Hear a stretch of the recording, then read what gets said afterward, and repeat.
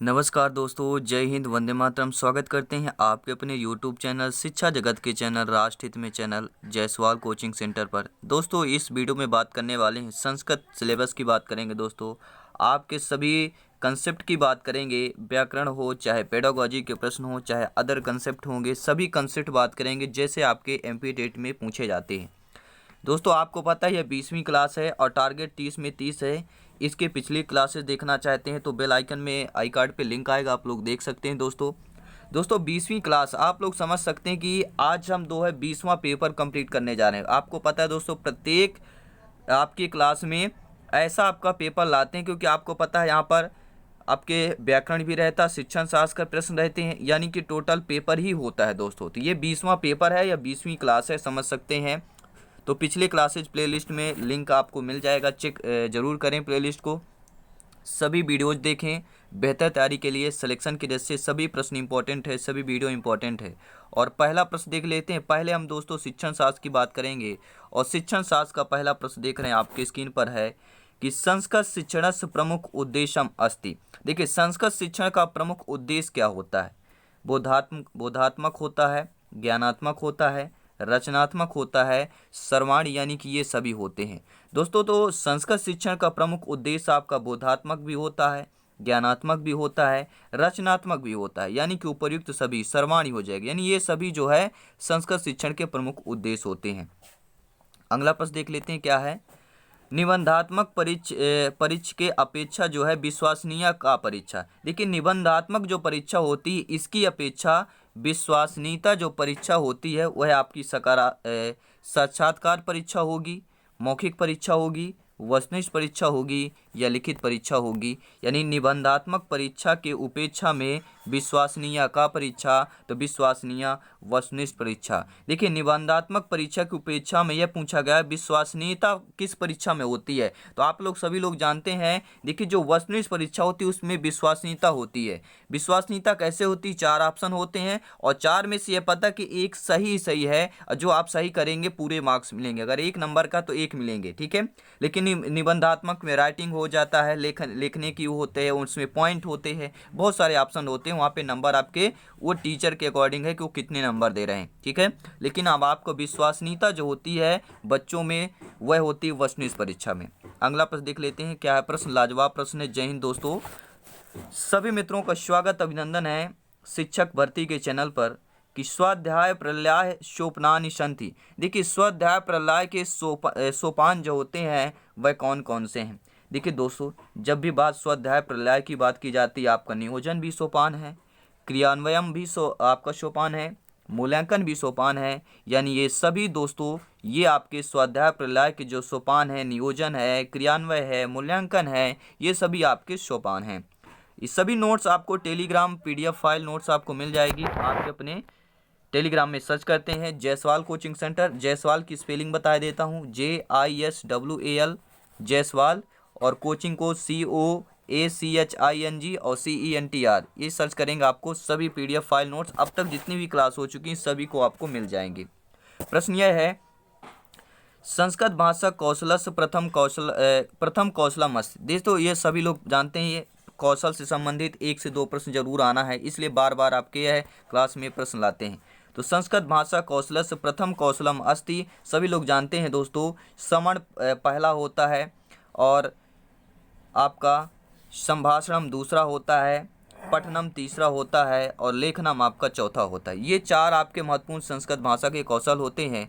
इसलिए दोस्तों, ये सभी प्रश्न जो है आपके शिक्षक भर्ती में पूछे गए प्रश्न हैं और आपके एग्जाम में आने वाले संभावित प्रश्न भी हैं, तो क्लास बहुत इंपॉर्टेंट है।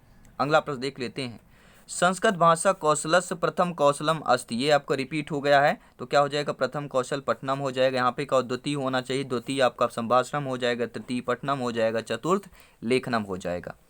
अगला प्रश्न देख लेते हैं, क्या है? संस्कृत शिक्षणे परंपरागत सह उपयोग कारणम अस्ति।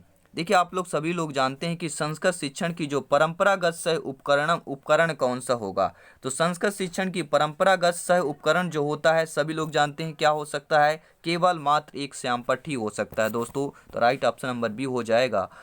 उम्मीद यही है दोस्तों कि आप लोगों ने अभी तक वीडियो को लाइक जरूर कर दिया होगा, क्योंकि ये शिक्षक भर्ती का चैनल है, टीचर्स फैमिली है, आप सभी लोग भावी अध्यापक और अध्यापिकाएं हैं दोस्तों। प्रश्न अगला आइए देख लेते हैं। रामायणम कस्मन छंदस निबद्धम। देखिए रामायण में कौन से छंद से निबद्ध है आपका, रामायणम में कौन से छंद का निबंध है या कौन सा छंद आपका निबद्ध है आपका रामायण में, तो कौन सा है भैया? क्या वह अनुष्टुप है, क्या वह शिखरिणी है, क्या वह इंद्र वज्रा है, क्या वह उपेंद्र वज्रा है? बेहतरीन लाजवाब प्रश्न है दोस्तों। रामायणम कस्मिन छंदसि निबद्धम, रामायण जो है किस छंद से निबद्ध है आपका, ठीक है, तो यह आपका अनुष्टुप छंद से निबद्ध है आपका, ठीक है, राइट ऑप्शन नंबर ए हो जाएगा। अगला प्रश्न देख लेते हैं, स्क्रीन पर है, सभी प्रश्न लाजवाब हैं, सिलेक्शन की दृष्टि से दोस्तों। क्व शूर प्रभो वंशः क्व चाल विषयामति इति कस्मिन् ग्रंथे युक्तम। ये जो है दोस्तों, ठीक है, क्व शूर प्रभो वंशव क्व चाल विषयामति, ये जो है किस ग्रंथ से लिया गया है, किस ग्रंथ का है दोस्तों? तो ये आपके रघुवंश ग्रंथ से लिया गया है, रघुवंश ग्रंथ का है, ठीक है, तो राइट ऑप्शन नंबर बी हो जाएगा। और अगला प्रश्न देख लेते हैं, क्या है? जननी जन्मभूमिश्च स्वर्गादपि ग्रीस ये युक्ति कस्मिन महाकाव्य युक्त है दोस्तों। जननी जन्मभूमिश्च स्वर्ग, ये जो आपका ये आपका जो आपका महाकाव्य से लिया गया है, और ये पूछा गया किस महाकाव्य से लिया गया। ये लाइन जो है जननी जन्मभूमिश्च स्वर्गादपि ग्रीस से, किस महाकाव्य से लिया गया? क्या आपके रघुवंश महाकाव्य से है, वाल्मीकि रामायण से लिया गया है, महाभारत से लिया गया है, या आपके क्या लिखा है, किरात अर्जुनीय से लिया गया है दोस्तों। तो राइट ऑप्शन क्या हो जाएगा? ये जो आपका लिया गया है महाकाव्य से, किस महाकाव्य से? वाल्मीकि रामायण से लिया गया है। जननी जन्मभूमि स्वर्गादपि ग्रीस, ऑप्शन नंबर बी सही हो जाएगा। अगला प्रश्न देख लेते हैं।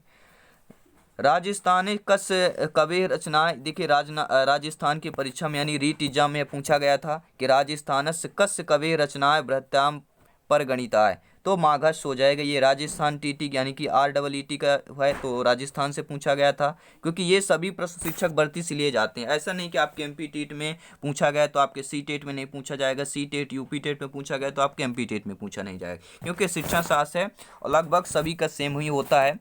10-5% सोच सकते हैं दोस्तों, ठीक है।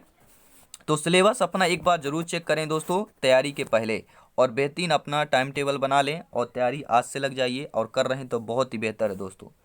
अभिनव बाणः को वस्त्र, अभिनय बाणः को वस्त्र क्या हो जाएगा? संबंधो होगा, दंडा होगा, देवर्षि कलानाथ आपका शास्त्री हो जाएगा, या अंबिका दत्त व्यास हो जाएगा। तो अभिनव बाणः को वस्त्र क्या हो जाएगा?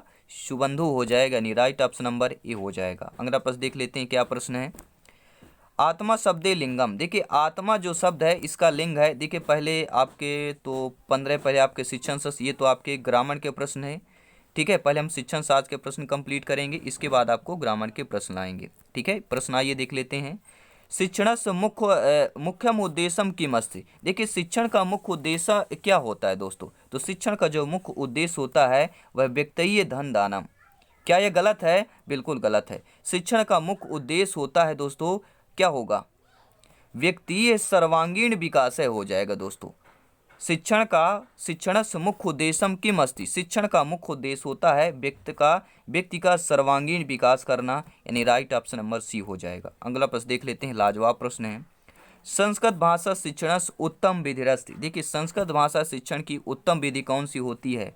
अनुवाद विधि भी है, लेखन विधि है, परोक्ष विधि है, प्रत्यक्ष विधि है। राइट आंसर आना चाहिए कमेंट बॉक्स में। इस संस्कृत भाषा शिक्षण उत्तम विधिरस्ति, संस्कृत भाषा शिक्षण की उत्तम विधि आपकी अनुवाद विधि मानी जाती है दोस्तों। अगला प्रश्न देख लेते हैं, लाजवाब प्रश्न है, ध्यानपूर्वक देखिएगा प्रश्न को। काव्य शिक्षण प्रमुख उद्देश्यम भवति, देखिए काव्य शिक्षण का प्रमुख उद्देश्य क्या होता है? काव्य का रचना कौशल का विकास, व्यवहार का चातुर विकास, शब्द भंडारस अभिवृद्धि, चतुर्वर्ग फल प्राप्ति उपयुक्त सर्वम चा। देखिए काव्य शिक्षण का जो प्रमुख उद्देश्य होता है वह होता है रचना कौशल का विकास करना। अगला प्रश्न देख लेते हैं, क्या प्रश्न है? मानवस्य प्रथम शिक्षा प्रतिष्ठानम, देखिए मानव के प्रथम शिक्षा प्रतिष्ठान क्या होता है? तो मानव का प्रथम शिक्षा प्रतिष्ठान आपका परिवार ही होता है, यानी राइट ऑप्शन नंबर बी हो जाएगा। ये रहे बेहतरीन 15 प्रश्न। अब आपके देखिए ग्रामर के प्रश्न देख लेते हैं, क्या था प्रश्न? पहला प्रश्न क्या लिया गया है, देखिए स्क्रीन पर दिया गया है। आत्मा शब्द लिंगम अस्ति। देखिए आत्मा शब्द जो है कौन सा लिंग कहलाएगा, पुल्लिंग कहलाएगा, स्त्रीलिंग कहलाएगा, नपुंसक, सर्वलिंग कहलाएगा। देखिए जो आत्मा शब्द है वह आपका पुल्लिंग शब्द कहलाएगा। अगला देख लेते हैं क्या है।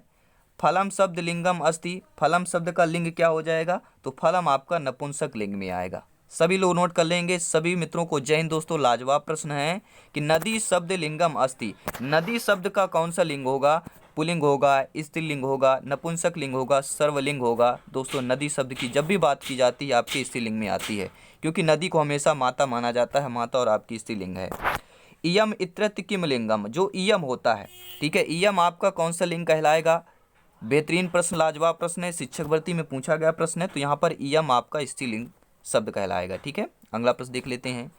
अयम इत्रत किम लिंगम। देखिए इयम तो स्त्रीलिंग हो गया, अयम कौन सा हो जाएगा, तो अयम का जब भी बात आए तो आपको पुल्लिंग लगाना है, ये नोट कर लेंगे। अगर छोटी ई आ रहा है इयम तो आपका स्त्रीलिंग होगा, और अयम आ रहा तो आपका पुल्लिंग हो जाएगा। अगला प्रश्न देख लेते हैं।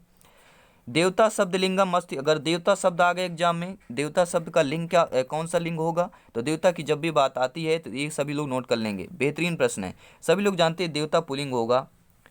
देवता कौन सा शब्द होगा भैया, पुल्लिंग होगा, स्त्रीलिंग होगा, नपुंसक लिंग होगा, सर्वलिंग होगा। इसमें बहुत बड़ा कन्फ्यूजन है, क्योंकि आपके बुक में जो लिखा हुआ है, यानी कि जो हमने ये क्वेश्चन खोजा था, जहाँ से हमने PDF फाइल लिया है, खोजा है दोस्तों, इसमें आपका स्त्रीलिंग लिया हुआ है। लेकिन देवता शब्द का कौन सा लिंग होगा, आप लोग सर्च करके हमें जरूर बताएं, पुल्लिंग होगा, स्त्रीलिंग होगा। फीडबैक जरूर दें कमेंट बॉक्स में, क्या होगा राइट आंसर। देवी शब्द का लिंग क्या हो जाएगा दोस्तों। जब भी देवी शब्द की बात आती है तो सभी लोग जानते हैं देवी शब्द तो आपका जब स्त्रीलिंग होगा तो देवता क्या हो जाएगा। जब देवी आपका स्त्रीलिंग होता देवता तो पुल्लिंग में आना चाहिए। देखते हैं क्या होता है, कमेंट बॉक्स में क्या आते हैं, कितने के आंसर आते हैं, सभी भाई बहन कमेंट करेंगे। ज्ञान विज्ञान यो समस्त पद का ही समास है। देखिए ज्ञान विज्ञान जो शब्द लिखा है, ठीक है, इस पद का समास क्या होगा, तो ज्ञान विज्ञान जो पद लिखा हुआ है इसका द्वंद्व समास होगा, क्योंकि ज्ञान और विज्ञान यहाँ पे दो पद दिए हैं और दोनों पद आपके प्रधान हो तो आपका द्वंद्व समास होता है। तो राइट ऑप्शन नंबर डी हो जाएगा। अगला प्रश्न देख लेते हैं क्या है। प्रायण उत्तर पदार्थ प्रधान है भवति। देखिए प्रायण का उत्तर पदार्थ जो कौन सा प्रधान होता है, तो प्रायण का उत्तर पदार्थ जो प्रधान होता है वह होता है तत्पुरुष समास हो जाएगा। ठीक है, प्रायण की जब भी बात आती है तो आपका तत्पुरुष समास हो जाएगा। अगला प्रश्न देख लेते हैं। नीलोत्पलम अस्मिन पदे समासय अस्ति। नीलोत्पलम, ठीक है, इस पद में कौन सा समास होगा, तो सभी लोग जानते हैं कर्मधारय समास हो जाएगा। नीलोत्पलम में कर्मधारय समास हो जाएगा। अगला प्रश्न देख लेते हैं क्या है। अधिहरि अस्मिन पदे समासय अस्ति। अधिहरि में पद में कौन सा समास होगा, तो अधिहर पद की जब भी बात की जाती है तो सभी लोग जानते हैं अव्ययी भाव समास हो जाएगा। ठीक है दोस्तों, कौन सा हो जाएगा, अव्ययी भाव समास हो जाएगा। अगला प्रश्न क्या है। राम कृष्णौ अस्मिन पदे समास विग्रह अस्ति। देखिए राम कृष्ण जो है इस पद का समास विग्रह क्या होगा, तो रामय चा कृष्ण चा, जब दोनों पद प्रधान होते हैं तो आपका कौन सा होता है, सभी लोग जानते हैं, कमेंट बॉक्स में बताएं। राइट आंसर क्या है। संस्कृते समासः कति विधि। संस्कृत, अगर संस्कृत का समास पूछा जाए, समासः कति विधि, कौन सी विधि में आएगी संस्कृत की समास की दोस्तों, तो आपकी ये पंचविधि में आ जाएगी, यानी राइट ऑप्शन नंबर सी हो जाएगा। अगला प्रश्न है। ग्रहतम उदाहरणमदम विद्यते।